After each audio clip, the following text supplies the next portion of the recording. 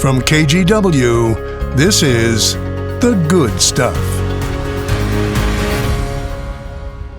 When somebody gets to try something for their first time and come away smiling is all you can ask for. Tonight on The Good Stuff, enjoying the last official week of winter with some outdoor fun. Thanks for joining us. I'm Deidre Johnson. We'll take you on a few snowy expeditions tonight. First, we're headed up to Mount Hood for some snowshoeing. John Goodwin met a group providing outdoor access for all abilities. He shows us what made this trip so special in this edition of Let's Get Out There.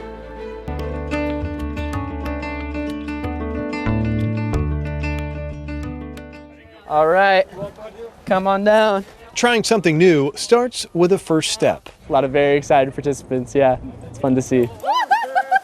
A day on the mountain usually starts on the snow. Today we're on Mount Hood. We're about to go snowshoeing on the Crosstown Trail near Government Camp. Jennifer Wild is with the nonprofit Adventures Without Limits, or AWL. Our goal is to break down barriers to access in the outdoors and facilitate meaningful outdoor recreation experiences for folks who maybe face barriers otherwise. This is AWL's first partner outing with Pacific University's Unified program.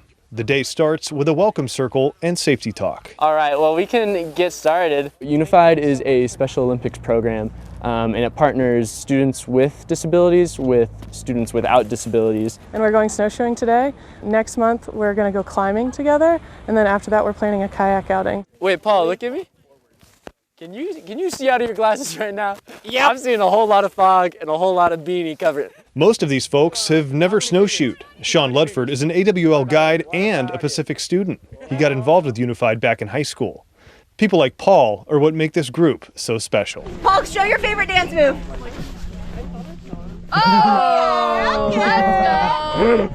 You see this huge growth of friendship and just also seeing people try something new that they maybe have never done before or they maybe have thought they couldn't do before. When we can provide that warm introduction for folks to get that experience, then a lot of folks can have success with a first-time experience. Playing a lot of games, snowball fights, snowman competitions. Paul's having a great time. I'm getting to hang out with my buddy. Yeah. Adventures Without Limits also offers several community outings a year, open to all abilities who want to try a new activity, build relationships, and get outside. My journey into outdoor recreation started with an invitation, someone inviting me to do something or go someplace I'd never been before. And so if I can just continue extending that invitation to new folks so that they get the opportunity to experience all that Oregon has to offer. When somebody gets to try something for their first time and come away smiling is all you can ask for. In Government Camp, I'm John Goodwin. Let's get out there. Gotta love all that snow. And we want to know your favorite outdoor spots and see your pictures too. Share them by texting us at 503-226-5088. Now to an adventure a little farther away. While you may think of the Cascades when it comes to winter sports, Eastern Oregon has its own ski areas with a lot to offer. Matt Zaffino and his son recently spent a weekend at Anthony Lakes Resort. He gives us a taste of what it's like.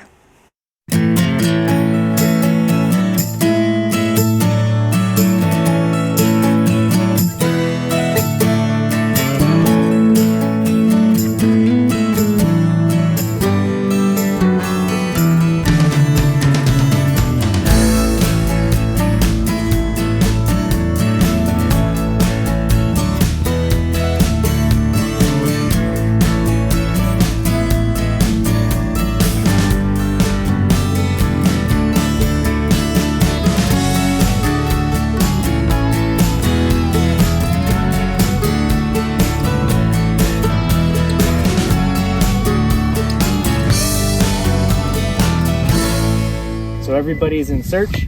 It's safe to enter that slope, and we know kind of the big picture of what we're looking for. So chop, break up the debris, and then mop the snow behind us and just slide it on the ground.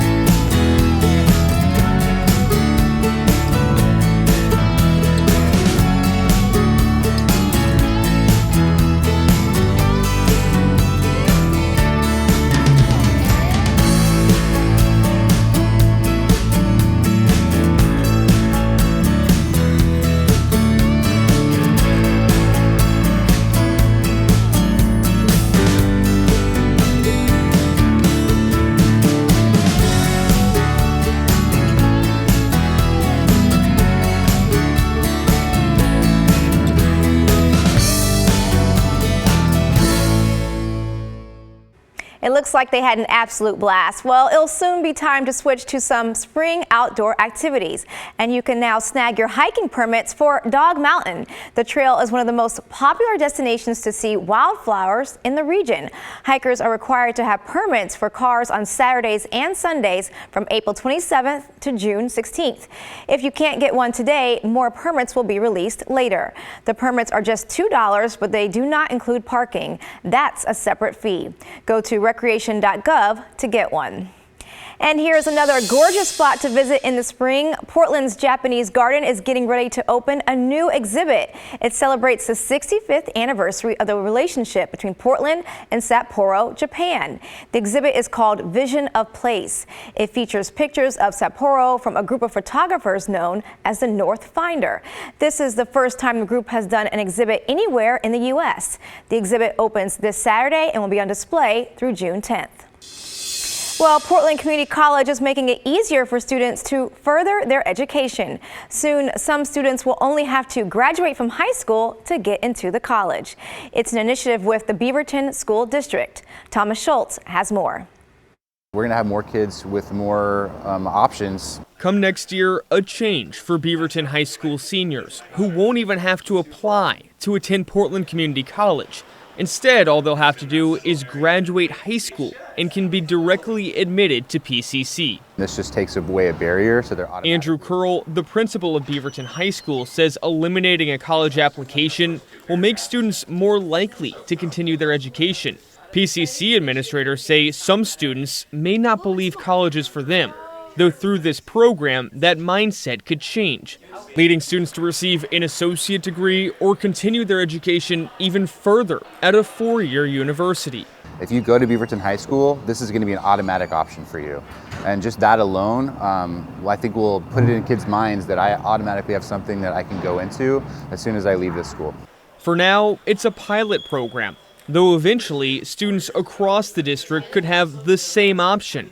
And Curl says that could make a big difference for many kids. Especially for our historically marginalized students, is really going to make an impact.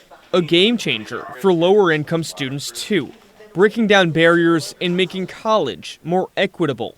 And Bridget Jones, PCC's Director of Admissions and Recruitment, agrees. If we're leading with, you already have a spot, come on in. A spot and potentially a brighter future. PCC hopes to broaden the program beyond the Beaverton district. The idea is to allow students from across the Portland metro area to enroll directly into PCC after graduation. Straight ahead on The Good Stuff, get a look at the newest residents at the Oregon Zoo. The journey for these rescued cubs from Alaska to Oregon. And for more adorable animals, we asked you yesterday to share a photo of your pet on Facebook, and we had so many responses. We wanted to show you more today. Enjoy.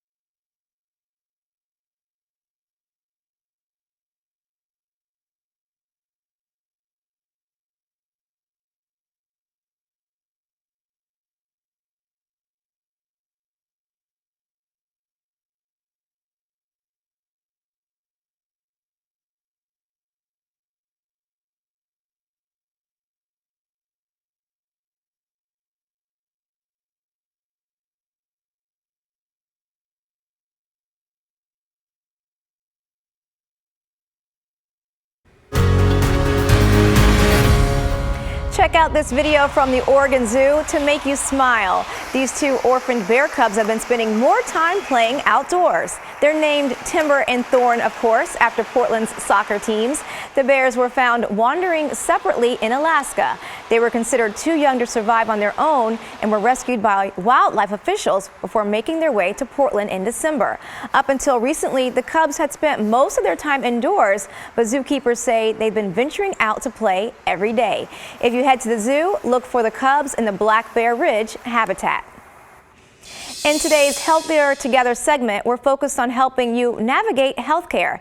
If you get sick, doctors say there's one person you should turn to first. It can be challenging to know what to do when it comes to your health. The healthcare system can be complicated.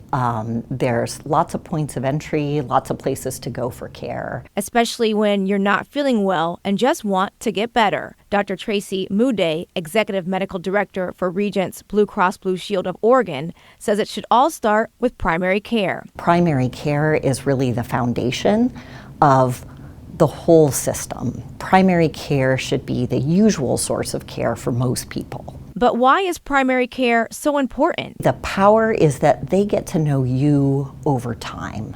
And the power of that relationship is really what makes primary care so effective. Even with primary care being so important to your health, many don't have a primary care doctor. For baby boomers and older, 85% of them identify as having a primary care doctor. For those that are 20 and younger, fewer than half of them say they have a primary care doctor. Dr. Tracy Mude says they're missing out on getting the best care. Your primary care doctor gets to know you and, like I said, really gets to know your history. So when something changes, when something's different, they already have that foundation of knowledge to start with and build on. And if your primary care doctor moves, it's important to find a new one right away. Figure out what kind of characteristics are important to you, what kind of skills you want, something that's close to home so it's easy to get to, and someone who's got availability. While your primary care doctor should usually be your first contact, there's one exception to this rule. If you feel you have an emergency health issue. Chest pain or neurologic changes that might be a stroke, those are emergency services. You need to get to the emergency room as soon as possible. For more resources and more health stories, visit kgw.com/healthiertogether. Next, the community effort to address hunger, how one group is making sure some refugees are connected to help when they get to Oregon. But first, here's a live sunset view from our Chinook Winds Sky Camera in Lincoln City.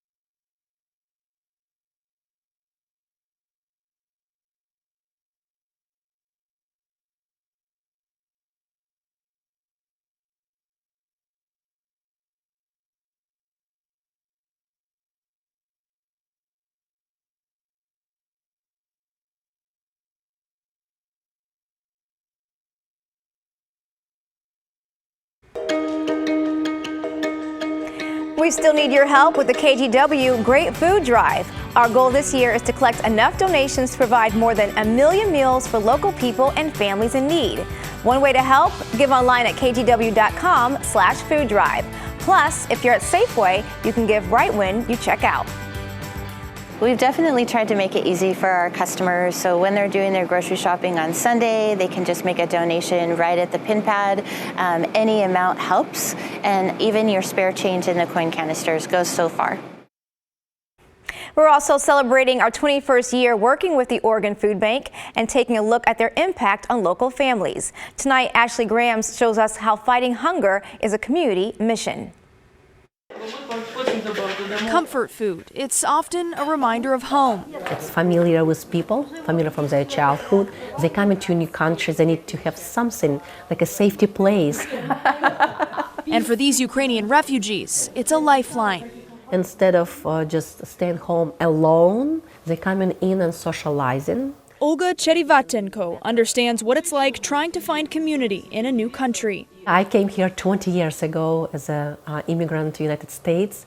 Now she's a food systems ambassador for the Oregon Food Bank. It's a program focused on addressing food insecurity in culturally specific communities. Olga is one of 11 ambassadors.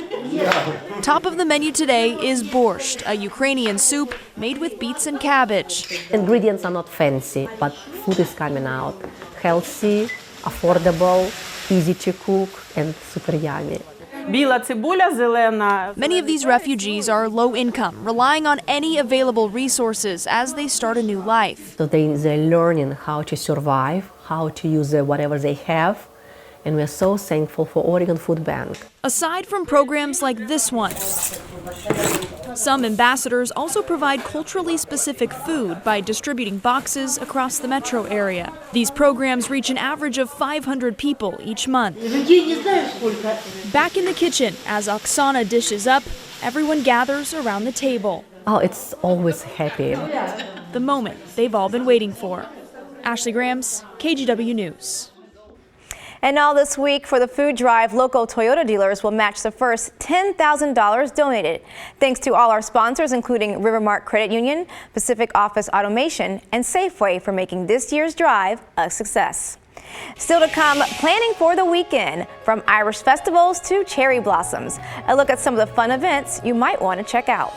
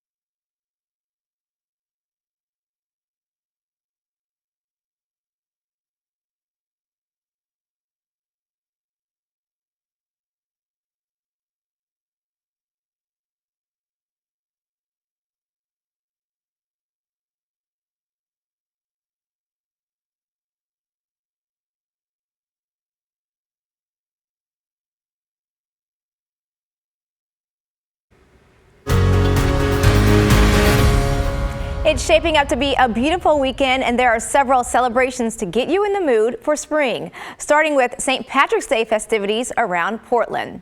First up is the Kells Irish Festival. It starts Friday and continues through Sunday. You can see boxing, live music, and Irish dance performances. The festival is split between the two Kells locations in a tent on the waterfront. Just check out pdxirishfest.com for the schedule. Patty's also hosts a St. Patrick's Day celebration Saturday and Sunday at their downtown bar. They'll have Irish music and dancing, along with food and drink specials. Go to pattys.com for their schedule. And it's time for the awesome Shamrock Run. The event, which brings thousands of runners and walkers to downtown Portland, kicks off at 8 a.m. Sunday. It wraps up with a festival and beer garden in Waterfront Park. And it's not too late to sign up. You can register at shamrockrunportland.com.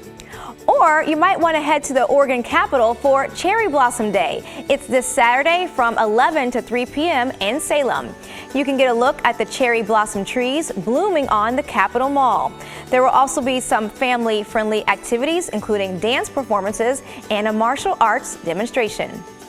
Or if you collect comic books, you might want to head to the Lloyd Center for the Frankenstein Comic Book Swap. It happens Saturday from 11 until 6. You'll find more than 100 tables of comics, magazines, and toys. Check out frankscomicbookswap.com for more info. For more weekend ideas, check out the 8 Things to Do article up each week on kgw.com. Well, that's all the time we have. Thanks for joining us.